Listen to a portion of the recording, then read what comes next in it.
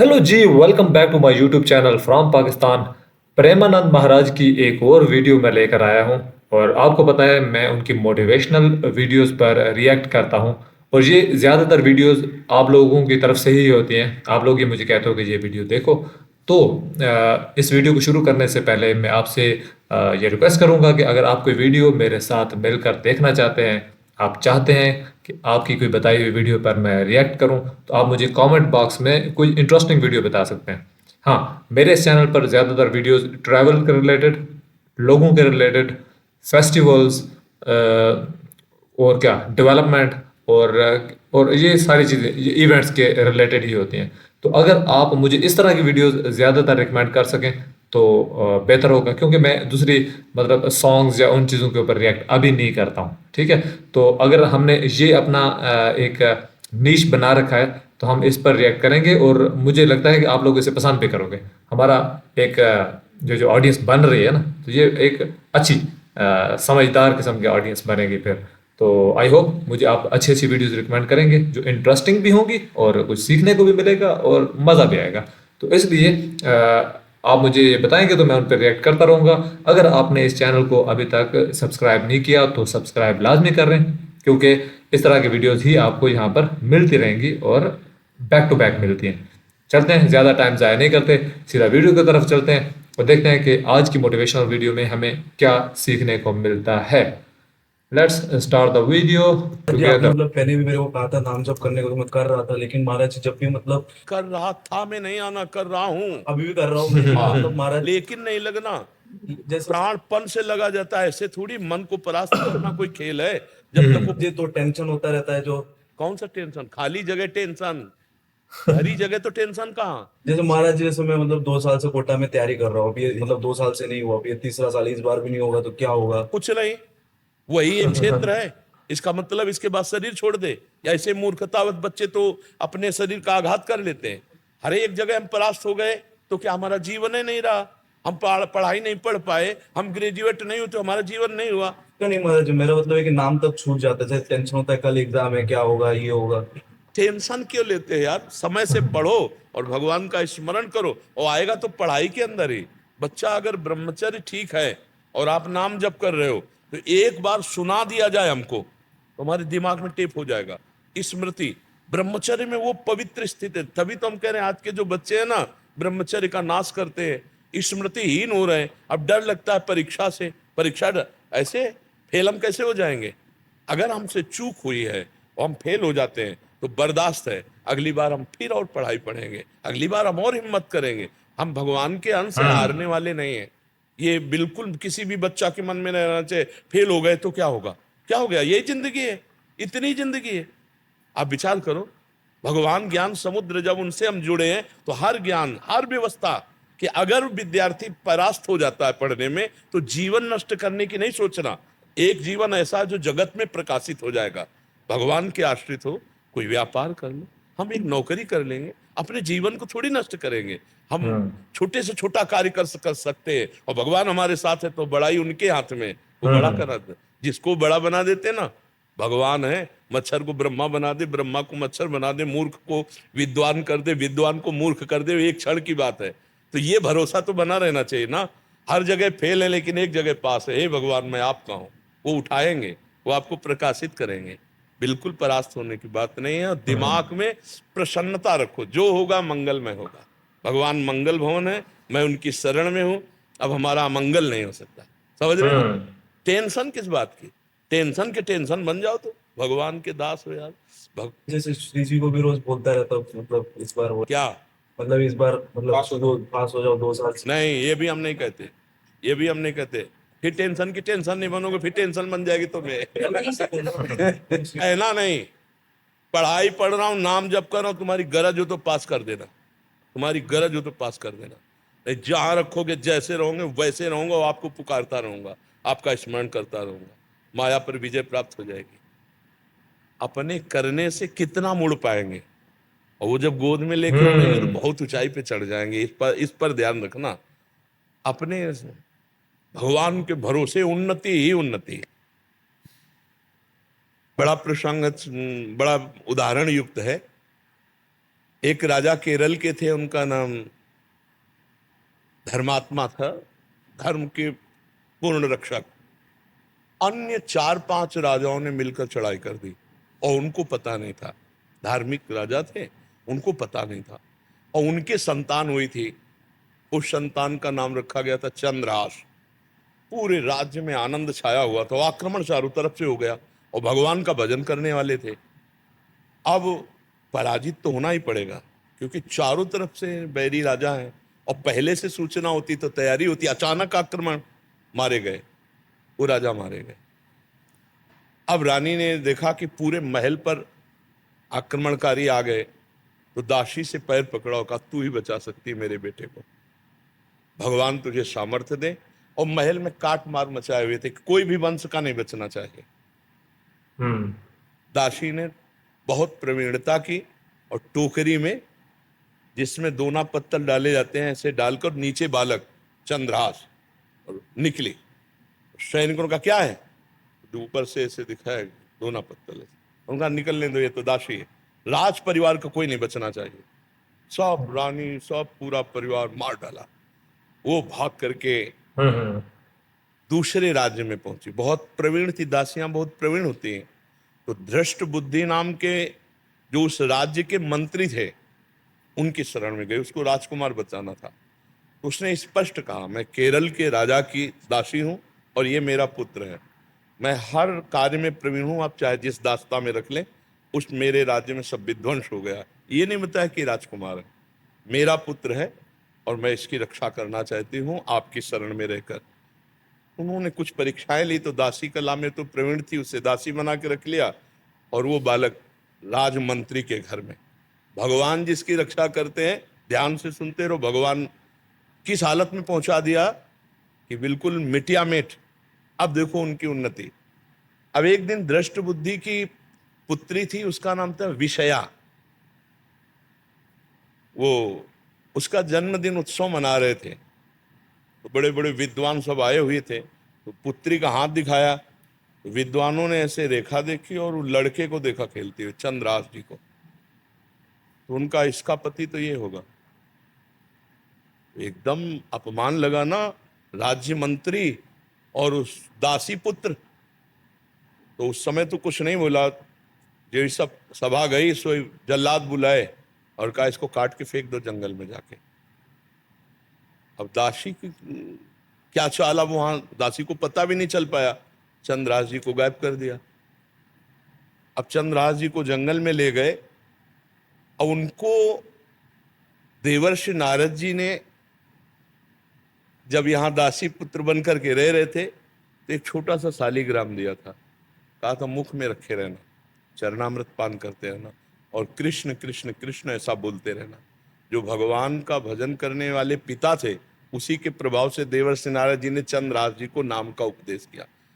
जब वो जल्लाद जंगल में ले गए, बोले, बेटा तुम्हें पता हम क्यों लाए? तो उनका, हमें तो पता नहीं।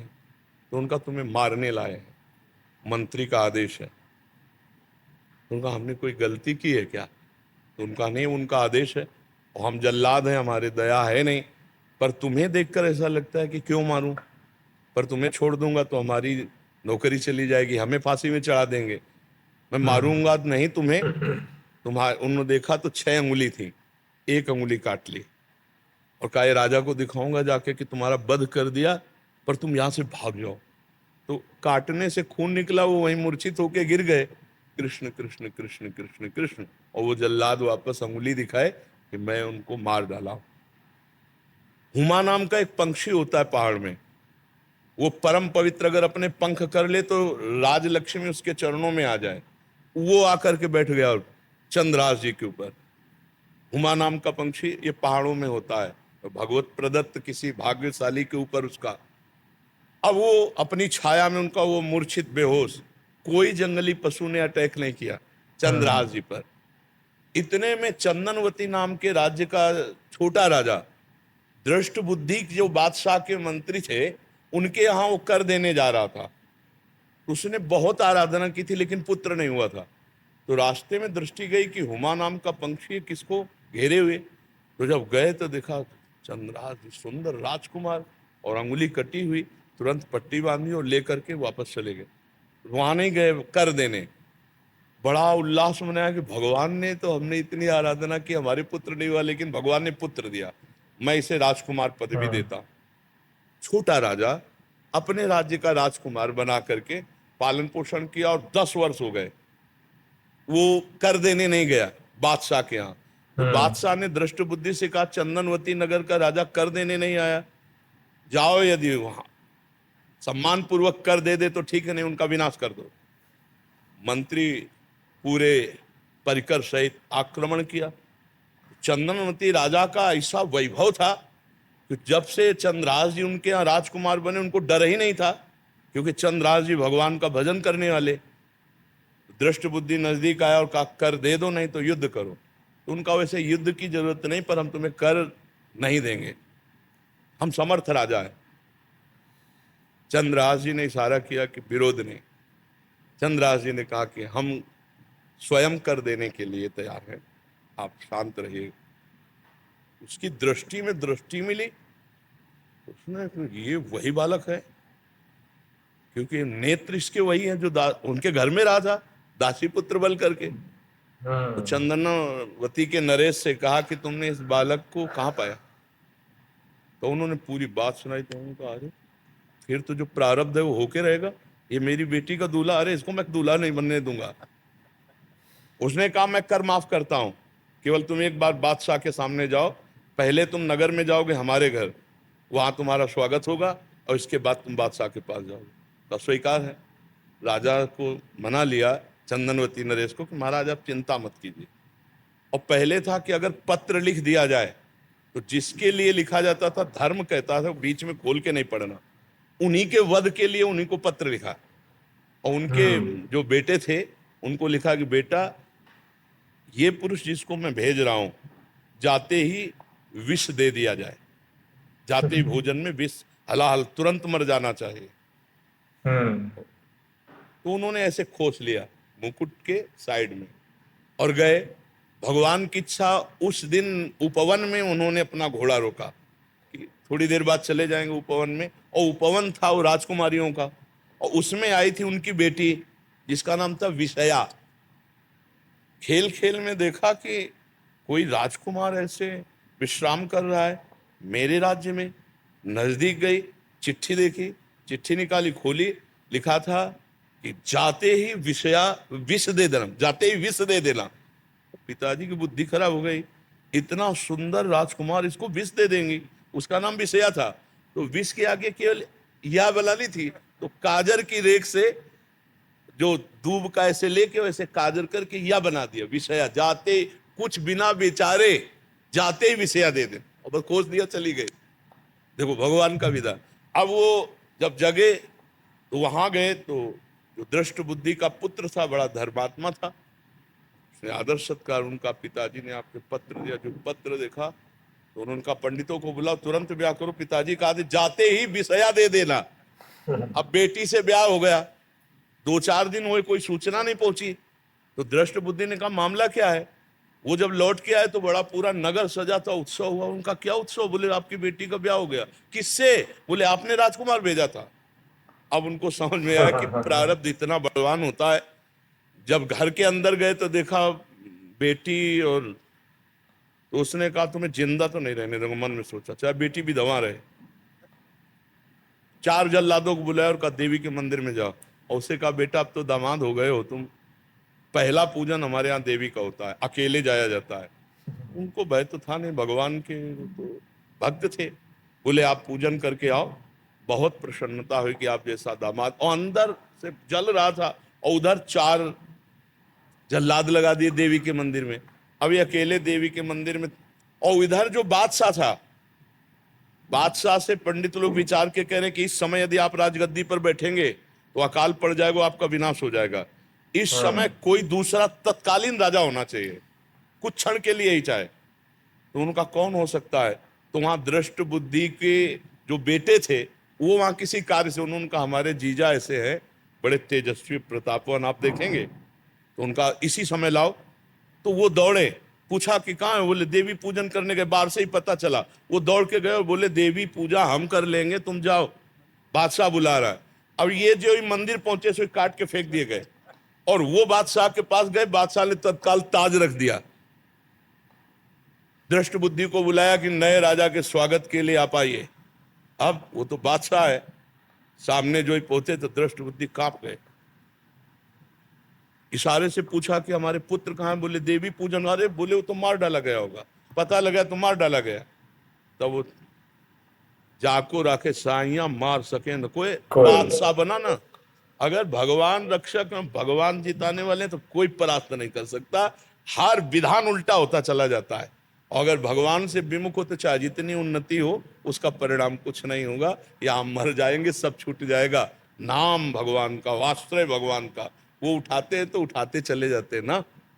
कभी भी डिस्टर्ब नहीं होना चाहिए। ये बात कभी नहीं लानी चाहिए कि मैं शरीर छोड़ दूं। किसी भी विषय में हार जाए, या किसानी में कोई व्यवधान, या पढ़ाई में, अरे फिर जीतेंगे यार। संघर्ष ही जीवन है। उसके लिए थोड़ी है कि जीवन ही नष्ट कर दो। तो जीवन नष्ट करने के बाद वहां कोई विश्राम स्थल थोड़ी बना है, फिर भेज दिए जाएंगे नीची योनियों में।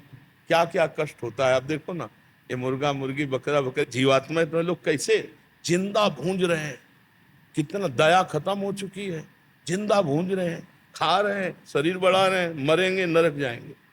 तो हमें कोई मनुष्य जन्म मिला है, अब इतना भजन कर लेना है कि इससे नीचे न गिरे।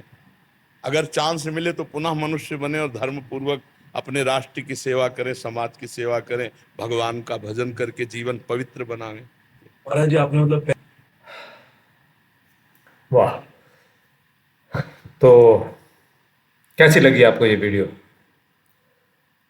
ये भी पहले की जैसी एक मोटिवेशनल वीडियो थी, लेकिन इसमें हमें आधी से ज़्यादा वीडियो में एक स्टोरी सुनने को मिली, जिसमें ऑब्वियसली जो हिंदी के प्योर हिंदी के वर्ड हैं वहाँ पे थोड़ी सी मुश्किल होती है, लेकिन स्टोरी समझ आ रही थी कि एक बंदा जिसको बचाना था, तो वो हर जगह से बचता बचता बचता बचता जहाँ पे उसकी जगह थी वहाँ तक पहुँच गया। तो जिसने मरना होता था उसने, हालांकि वो उसके लिए प्लान भी नहीं था, लेकिन वो जिसने मरना था वो मर गया। तो इसलिए इसमें एक चीज़ वो अच्छी लगी कि जब बता रहे थे प्रेमानंद महाराज उस लड़के को कि आप समझते हो कि आपने किसी चीज़ के लिए तैयारी की तो आपको वो चीज़ मिलनी चाहिए। हालांकि जितना कुछ है ना आसपास आपको मिलने के लिए, जितना कुछ नेचर आपको दे सकती है, वो आपकी तैयारी से बहुत ज़्यादा है। ठीक है ना। अगर आप चाहते हैं कि मुझे इतनी मैंने तैयारी की तो मुझे इसका बदला मिलना चाहिए, जो बहुत थोड़ा है।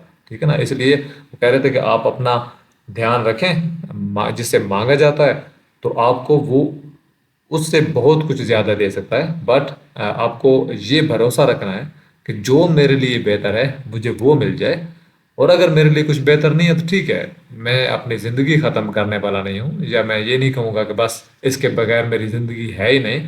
बस मैंने ये सोचा हुआ था, मैं उसके लिए प्रिपरेशन कर रहा था। अगर वो मुझे मिल गया, अगर मेरा डिज़ायर्ड रिजल्ट मुझे मिल गया तो ठीक है, नहीं मिला तो मैं अपनी गलतियों से सीखूंगा, अगेन इस मैदान में जंप करूंगा और सीखने की कोशिश करूंगा।